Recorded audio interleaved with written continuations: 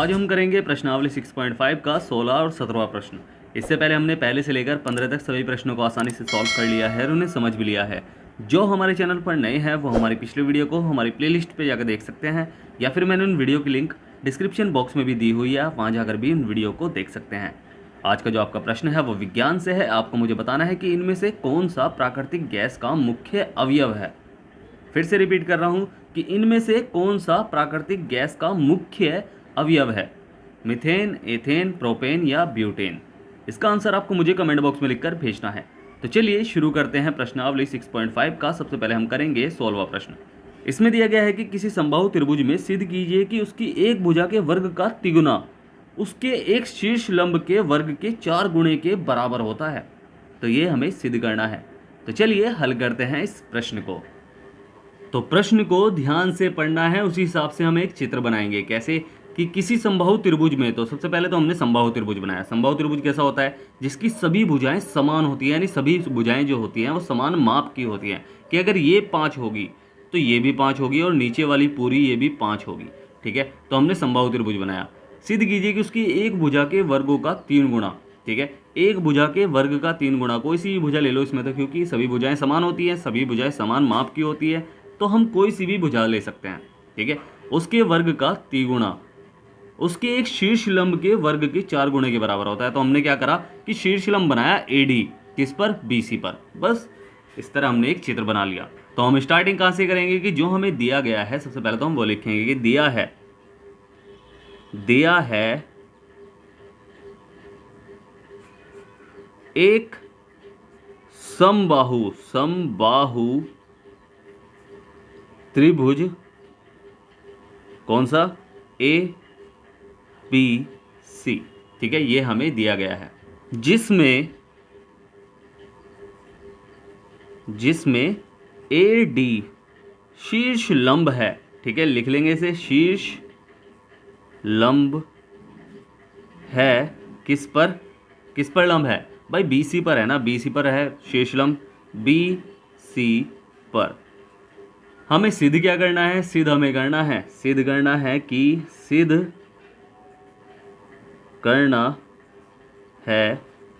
कि मैं फिर कह रहा हूं कि हम कोई सी भी भुजा ले सकते हैं। ठीक है, तो मैं ले रहा हूं ए बी। ठीक है, तो हम क्या करेंगे कि 3 गुणा ए बी का स्क्वायर बराबर 4 गुणा ए डी के स्क्वायर के।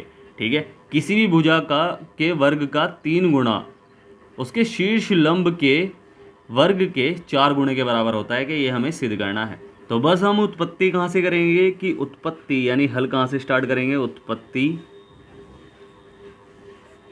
कि त्रिभुज, एक तो ए बी डी में देखेंगे, फिर ए सी डी में देखेंगे।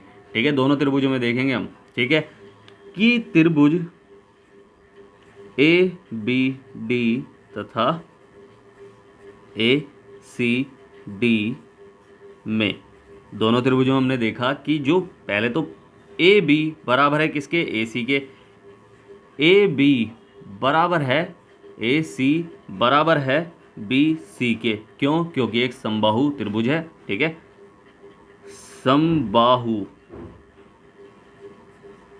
त्रिभुज है। ठीक है, तो ये तो हमने कर लिया, इसका रीजन हमने दे दिया। अब जब समबाहु त्रिभुज है तो उसके प्रत्येक कोण भी बराबर होंगे। भाई कोण बी बराबर होगा कोण सी के और बराबर होगा कोण ए के, बट हमें तो ए की जरूरत नहीं, हम बी और सी को ही बराबर करेंगे कि कोण बी बराबर होगा कोण सी के। ठीक है, कि प्रत्येक जो समबाहु त्रिभुज होता है ना, उसका प्रत्येक कोण किसका होता है, 60 डिग्री का होता है। सभी भुजाएं समान और सभी कोण 60 डिग्री के होंगे। ठीक है, क्योंकि तीनों कोणों का योग कितना होता है त्रिभुज के, 180। तो 3 हिस्सों में डिवाइड कर दो तो कितने होंगे भाई, 60 60 60। ठीक है, तो प्रत्येक कोण 60 डिग्री।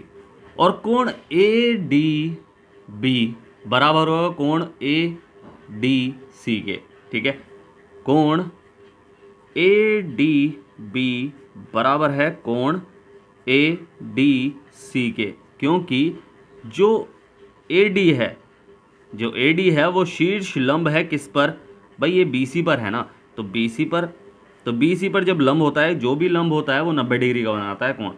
बस तो इसमें कौन सा समरूपता नियम लग जाएगा, एंगल, भाई दो तो एंगल है और एक साइड है, तो एंगल साइड एंगल समरूपता से, ठीक है। तो त्रिभुज ए बी डी सर्वांग सम कर लो या समरूप कर लो, बात एक ही है, सर्वांग सम या समरूप कर लो। जो समरूप होते हैं ना भाई, वो सर्वांग सम होना जरूरी नहीं है, बट जो सर्वांग सम होते हैं वो सभी समरूप होंगे ही होंगे, ठीक है। तो सर्वांग सम हम कर लेंगे क्योंकि हमने तीन चीज़ बराबर की है। तो त्रिभुज किसके, ए सी डी के, किससे, एंगल साइड एंगल समरूपता से।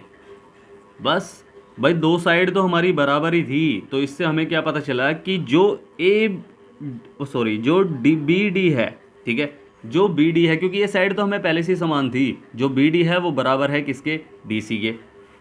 जो बी डी है वो बराबर है किसके, सी डी के।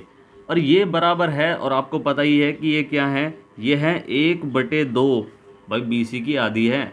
अगर ये बराबर हैं तो इसका मतलब ये है कि ये भाई बराबर हैं, तो यानी आधी आधी होंगी ना ये।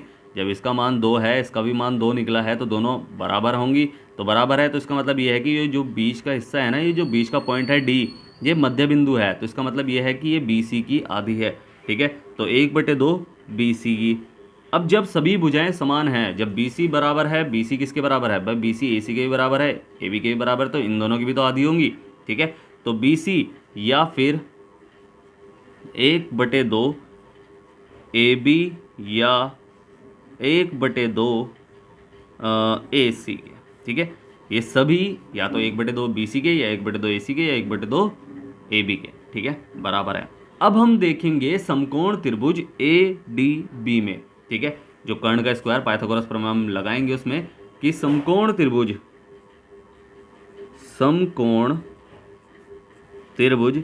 ए डी बी में पहले तो हम सीधा लिखेंगे कि इसमें पाइथागोरस प्रमेय हम लगा रहे हैं, पाइथागोरस प्रमेय से।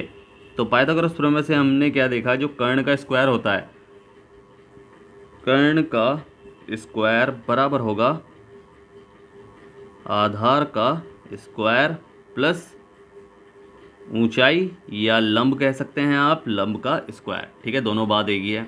अब देखते हैं कि कर्ण क्या है। भाई कर्ण हमारी क्या है, इस वाले त्रिभुज में हम देख रहे हैं, तो ये 90 डिग्री का कोण है, तो 90 डिग्री के ठीक सामने वाली भुजा कर्ण होती है, ठीक है। तो ए बी हमारा क्या है, कर्ण है। तो ए बी का स्क्वायर आधार हमारा है बी डी का स्क्वायर, और ऊंचाई हमारी क्या है, ऊंचाई है हमारी ए डी का स्क्वायर, ठीक है, जो शीर्ष लंब है। अब बी डी हमारी क्या है, भाई बी डी तो हमारी 1/2 बी सी है ना, तो 1/2 बी सी है, तो यानी ए बी का स्क्वायर बराबर ब्रैकेट 1/2 बी सी का स्क्वायर प्लस ए डी का स्क्वायर, ठीक है। अब बी सी आधी है, भाई बी डी जो है वो आधी है बी सी की, ये तो हमारा मतलब पहला रूल ही है, ये तो साफ दिख रहा है कि ये आधी है, हमने सिद्ध किया हुआ है पहले, ठीक है। अब जो बी सी है, 1/2 बी सी है, भाई जब ये इसकी आधी है तो सभी भुजाएं समान है ना, तो जब सभी भुजाएं समान हैं तो ये जो है वो इसकी आधी है, तो ये इसकी भी आधी होगी और ये इसकी भी आधी होगी।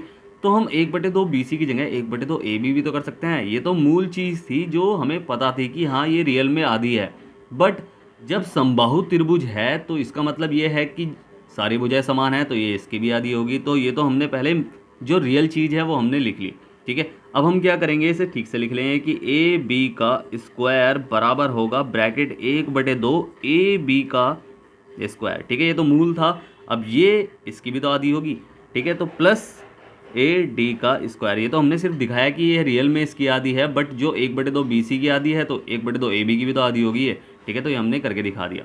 अब बस इसे सॉल्व कर लेंगे हम, तो ये हो जाएगा ए बी का स्क्वायर बराबर 1/4, भाई एक ही कम 1, 2 दूनी 4, ए बी का स्क्वायर प्लस ए डी का स्क्वायर। अब बस इसे इधर लेके चले आएंगे, तो ये हो जाएगा ए बी का स्क्वायर बराबर कह रहा हूँ, ये हो जाएगा माइनस में 1/4 ए बी का स्क्वायर बराबर ए डी का स्क्वायर। अब जब इसे हम सॉल्व करेंगे भाई ए बी वाले पद के साथ ही सॉल्व होगा ना। तो 4, ये कह रहा है मेरे पास 1 है, ठीक है, तो ये कह रहा है मेरे पास 1 ए बी है, या तो आप एलसीएम लेके कर सकते हो इसे, या फिर मिश्र भिन्न के रूप में कर सकते हो। ये लिखा है कि 1, ये लिखा है माइनस का 1/4, तो 4 एकम 4 में से 1 गया, भाई यहाँ माइनस का चिन्ह है तो माइनस का चिन्ह है तो 1 गया, 3/4 आएगा। तो 3/4 ए बी का स्क्वायर बराबर ए डी का स्क्वायर, ठीक है। अब ए बी का हमारे मान निकल जाएगा आराम से। कैसे निकलेगा कि जो 3/4 है, ठीक है, 3/4 है, यहाँ 4 किस में है, भाग में है ना, तो इसे उधर ले जाओ, तो ये हो जाएगा, यहाँ क्या बचेगा, ए बी 3 वो भी का स्क्वायर बराबर 4 ए टी का स्क्वायर। यही हमें सिद्ध करना था, ठीक है, यही हमें क्या करना था, सिद्ध करना था, बस यही हमारा क्या है, आंसर है, ठीक है। समझ में आया ना। अब करते हैं कौन सा अंतिम प्रश्न, 17वां प्रश्न। तो 17वां हमें दिया गया है कि सही उत्तर चुनकर उसका औचित्य दीजिए, यानी हमें ये भी बताना है कि वह कैसे आया, ठीक है, कि त्रिभुज ए बी सी में ए बी बराबर है 6√3 सेंटीमीटर, ए सी बराबर है 12 सेंटीमीटर और बी सी बराबर है 6 सेंटीमीटर, तो कोण बी की माप क्या होगी, ठीक है। तो ये हमें देखना है, तो कोण बी कैसा होगा, पहले तो हम चेक करेंगे कि क्या ये समकोण त्रिभुज बना रहा है क्या। अगर समकोण त्रिभुज बना रहा है तो कोण बी जो है वो समकोण ही होगा, ठीक है। तो ये हम चेक कर लें कैसे, कि जो हमें दिया गया है, सबसे पहले तो वो लिखना है कि दिया है क्या दिया गया है हमें, कि त्रिभुज ए बी सी हमें दिया गया है, इसमें ए बी बराबर 6√3 सेंटीमीटर, ठीक है, तो ये हमें दिया गया है। इसके अलावा हमें एक और चीज़ दी गई है कि ए सी बराबर 12 सेंटीमीटर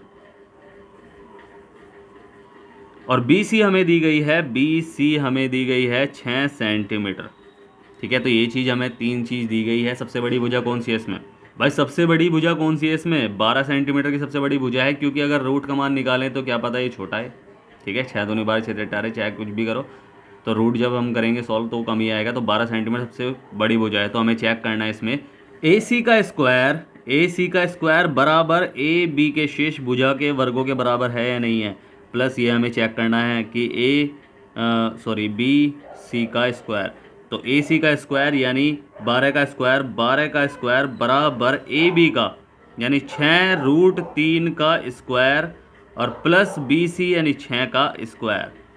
तो इसे सॉल्व करके हम चेक कर लें कि इसका मान सही आ रहा है नहीं। 12 12 होता है 144 बराबर 6√3 को अगर हम सॉल्व करेंगे, 6√3 गुणा 6√3, भाई स्क्वायर है ना इसका, तो 6 6 36 हो जाएगा और 3 का मल्टीप्लाई 3 ही आएगा, क्योंकि इसका 3 3 9 हो जाएगा ना, क्यों देखो 3 3 9 हो जाएगा, √9 हो जाएगा और √9 का मान क्या आएगा, 3 ही आएगा, तो मल्टीप्लाई 3।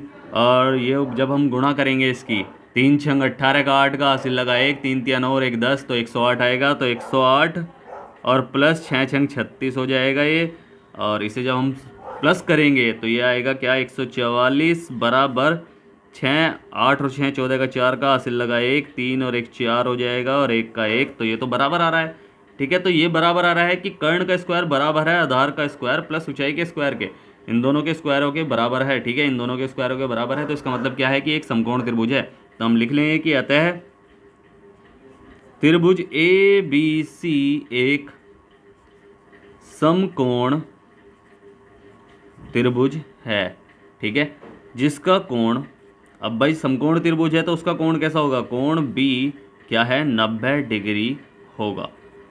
बस यही हमारा क्या है, आंसर है। अतः विकल्प कौन सा सही है,